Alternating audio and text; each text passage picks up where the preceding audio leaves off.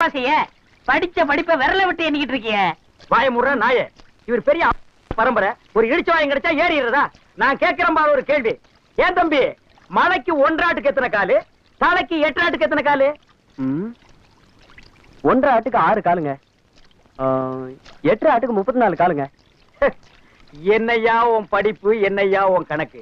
மலைக்கு 1 ஆடுனா மலைக்கு ஒதுங்குற ஆடு, தலைக்கு 8 ஆடுனா தலைக்கு தாவுற ஆடு. ஆக மொத்தம் எல்லா ஆட்டுக்குமே 4 கால் தானையா இருக்கு. இது கூட தெரியல.